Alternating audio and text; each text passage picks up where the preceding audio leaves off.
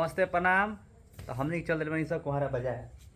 तो कोहरा बाजार का कर तनी सब नितिन का बर्थडे बा, हैप्पी वाला बर्थडे बा, तो केक लिया तो चल तनी सब हमने को ताज़ा ताज़ा केक बनी कैसे बनता वो लोग के देखाएम सब।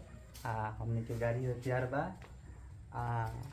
चलम सब हमने के देखिए भगवानों जी तैयारे बारे काफ़ी बादल आइल बा देखिए ऊपर। तो चली अब गाड़ी में चालू कर तनी सब, गाड़ी पे बैठे सब फिलहाल चलम सब कोहरा बाजार चल तनी सब। तब तक वीडियो में बना रही लो। तब तक रास्ता में चल दिले बनी सब हमनी के बाइक से अपना। तब तक बीचे में एगो टेम्पू एगो कार आ गई है, बस धीरे बनी सब फिर चल देनी सब हमनी के कोहरा बाजार में पहुंच चुकल बनी सब, यानी एंट्री हो गई बा। बारिश भैला के कारण बाजार में काफ़ी कांच कीच हो गई, पाकि भर रहा। तब तक हमनी के पहुंच गई सब। फाइनली हमनी के मॉम डैड केक हाउस पर पहुंच गई बनी सब। ये रहल उनकर बैनर, पीछे दुकान दिखाई देते हुए लोग के।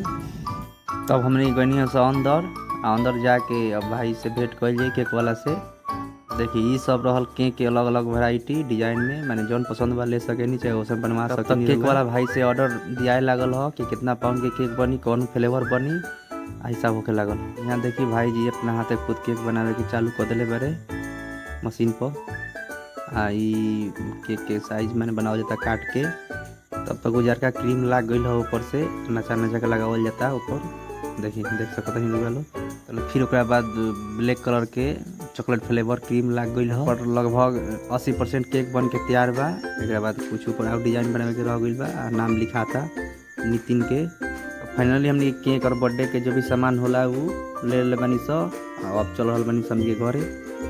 देखिए सब सामान सजा दल बा, नितिन केक काटे के तैयार बारन, मोमबत्ती जल रहा बा।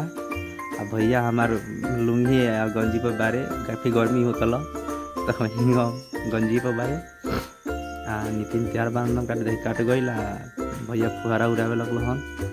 तब तक नितिन ले लहना। देखिए आई देखिए नितिन के कितना आनंद बा, इनका देखिए एकदम खुश बान, पूरा प्रेशर मार रहा बान फोक के। अब पापा के अपना भर दिलन मार के आनंद ले रहा बान पूरा हंसी होता। देखिए इनका भाई खूब खुश बान, निखिल पलंग पर लुटाता खुश होके एकदम। तब तक लाइट आ गई, लाइट ना रहा। अरे पापा क्रीम लगा रहा बन एकदम खुश बान बहुत। तब तक दादी उनकर पहुँच गई है, तो दादियों क्रीम लगैल हन। ओकरा बाद है उनकर भाई बड़ भाई नितिन के निखिल। ओकरा बाद हमरो क्रीम खेल हैं क्रीम खिया के बाद कुछ गालों में शायद लगे, हाँ गालों में लगैल हन। तब तक उनकर माँ पहुँच गई है नितिन के मम्मी, मम्मी के भी केक लगल हन। तब तक बाय बाय।